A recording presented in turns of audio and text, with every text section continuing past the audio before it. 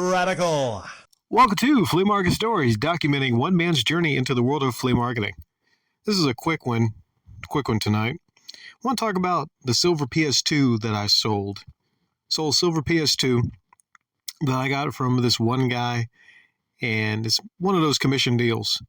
I only got $30 from the sale. I sold it for $130. But I'm really happy with it because this guy, he expects big things from me. He expects big sales. And sometimes he brings me, kind of crappy lots. Sometimes he's got some good lots. And this was a good lot. I sold it with Armageddon, Mortal Kombat Armageddon. And I threw in an extra game for the guy, one of mine, because he came back. And I told him, you know what? Not everyone comes back. Because he came and he told me that he was, going to be back to buy it. And I'm like thinking, yeah, right. People say that they'll come back. But I told him, because you came back, because you made a trip to come back. I think he went home to get some cash. Didn't have enough to get it there. I said, you get a free game. And the game that he chose was Midnight Club. Good choice. So I was really happy with that sale. Only one downer was the S-Video out cable from it. The one that I wanted to give with it, that came with it. That reminds me. It's a good thing I recorded that because I was going to forget about that S-Video cable. The pins were a little bent on it. And I didn't have anything thin enough to unbend the pins. So I said, you come back, I'll give you a free upgrade to the S-Video out. So it was all good that day. But the day before that, different day. I had it out for, I think, 2 days. I think I sold it a week after. The one weekend I had where I actually had an issue, a bit of almost a problem. Let's see if I can remember exactly how this went down. I had the silver PS2 on display with Mortal Kombat Armageddon. I also had the optical outrunning through my surround sound system, so I was getting a whole lot of attention on that PS2. Had a couple lookers, no one really super interested, and a lot of people were playing Mortal Kombat Armageddon. Great roster on Mortal Kombat Armageddon. Great roster. I think at the time it had didn't it have all of the Mortal Kombat fighters at the time? Even the case looks great. It's got that really shiny silver on the outside of the case. Just a nice, and it blends really well with the silver system. I thought definitely going to get that sold for $130. I felt strong about it. Okay, it's definite $130 item.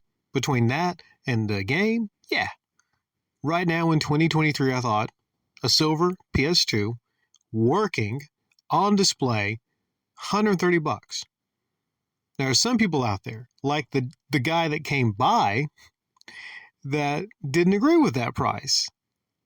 And I can't remember exactly what he said, but it was this bigger black fella that came by, and he was like, what? $130 for a PS2? Man. And I felt like I had to defend the price. So what I said was well, that's the silver edition.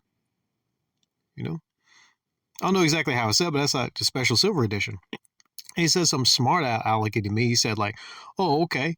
So if it was the black edition, would it still be $130? And then I said, well, it would be whatever I wanted it to be. And he was like, whoa, okay.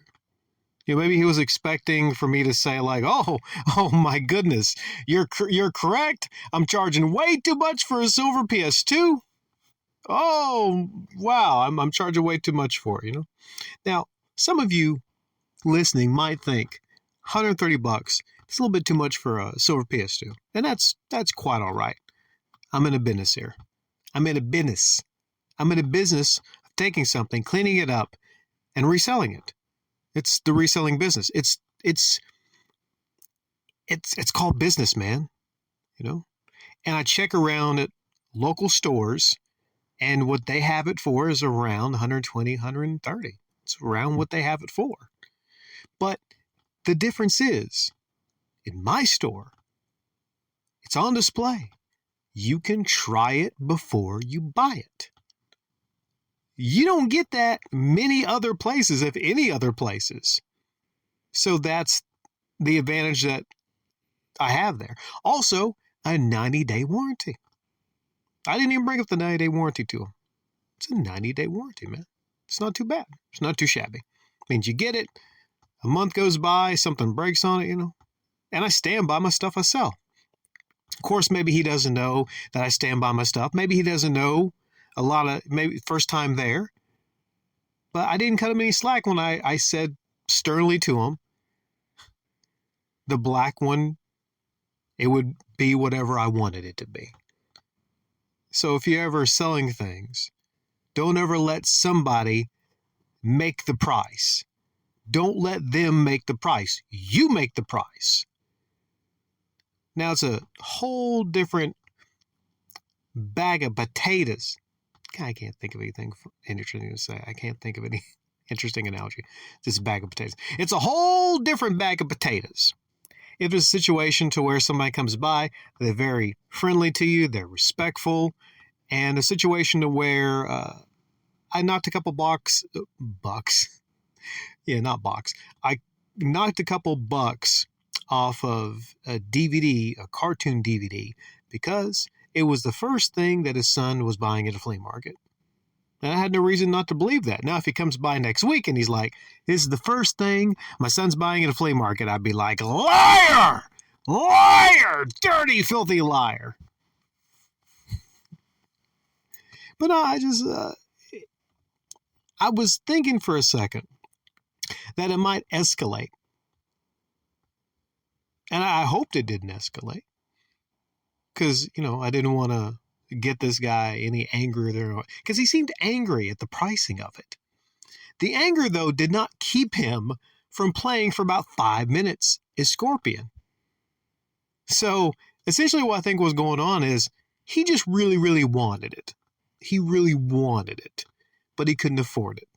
Now, I've never said to somebody, I'm not going to say that like, oh, you can't afford it? Is that what it is? I'm not going to say that to nobody.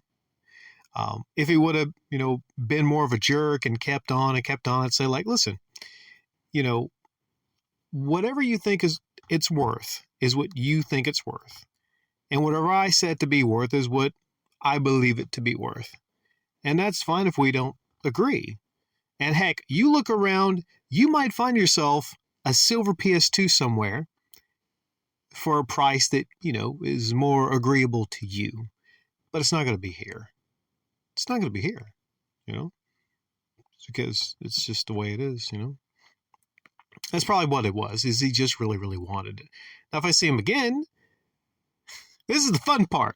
I almost forgot to include the fun part. I meant this to only be like 5-6 minutes, so it went a little long also. I got to get to my flea marketing pretty soon. The fun part is, when and if I see the guy again, and there's a black PS2 out there, you best believe I'm marking that black PS2 for $130. You best believe. And then he can try to call me out and say, oh, so this is like the black version, this edition. And I say, listen, normally I would price it lower, but heck, it only took me a day after you talked about how that was a too high a price on the silver one to sell. I'll make sure to rub that in a day after I sold it. No problem for $130. No problem whatsoever. No problem. So now I'm going to try my luck and, put the black one at $130.